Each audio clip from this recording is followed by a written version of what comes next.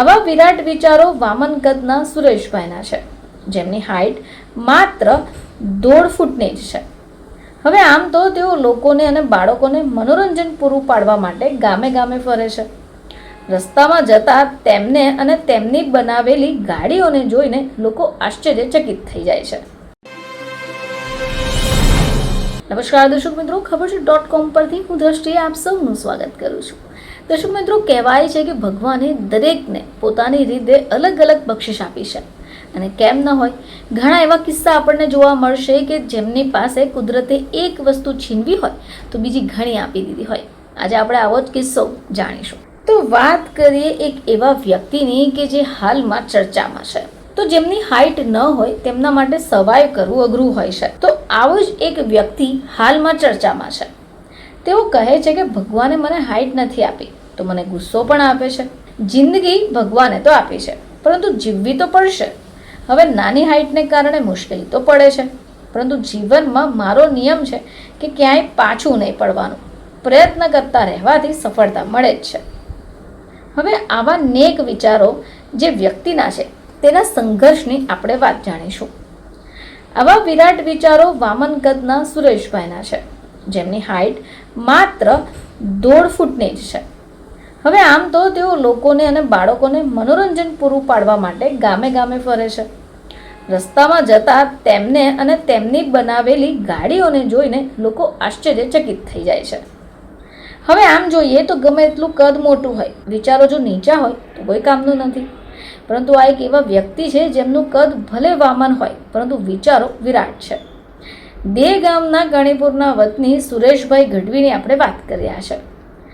આમ જોઈએ તો સુરેશભાઈ ગણીપુર ગામમાં પાનનો ગલ્લો ચલાવે છે, પરંતુ અસલ કામ લોકોને મનોરંજન પૂરું પાડવાનું છે. તેમની હાઇટની વાત કરીએ તો તે ફક્ત 1.5 ફૂટના જ છે. ન્યૂઝ 18 ગુજરાતીએ સુરેશભાઈ સાથે વાતચીત કરી. તેમણે જણાવ્યું કે ઉંમર તેમની હાલ 49 વર્ષ છે.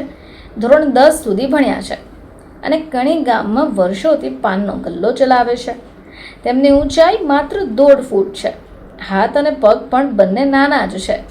એટલા નાના કે નાની બરણીમાંથી જો ચોકલેટ કાઢવી હોય તો પણ હાથ પૂરા ન પડે. તેમને ખૂબ મુશ્કેલી પણ પડે છે. હવે તેમના કદ ભલે નાનું હોય પરંતુ વિચાર ખૂબ મોટા છે. બાળકોને ખુશ કરવા અને વરઘોડાના ઓર્ડરના કામ માટે તેમણે એક સ્પેશિયલ ગાડી તૈયાર કરાવી છે, જેને કારણે તેઓ ચર્ચામાં છે. હવે જ્યારે તેમને પોતાની આ વિશેષ ગાડી વિશે પૂછવામાં આવ્યું તો તેમણે જણાવ્યું કે તેમણે 1.5 લાખ રૂપિયાની ગાડી તૈયાર કરાવી છે. તેમણે વધુમાં જણાવ્યું કે મેં મારા પાનના ગલ્લામાંથી પૈસાની બચત કરી અને જાતે જ ગાડી બનાવી લીધી. મને અફસોસ પણ થતો હતો લોકોને અને તેમની મોટી મોટી ગાડીઓને જોઈને. જો કે ગાડીને લીધે મારું ગુજરાન ચાલે છે. મારો પહેલેથી જ નિયમ છે કે જિંદગીમાં પાછળ નહીં પડવાનું. જો કે ઊંચાઈને કારણે તેમના લગ્ન નથી થયા અને પરિવારમાં કોઈ હાઇટવાળું પણ નથી. લોકો તેમની સાથે ફોટા પણ પડાવે છે, આશ્ચર્યચકિત પણ થાય છે, ત્યારે તેઓ ખુશ થાય છે.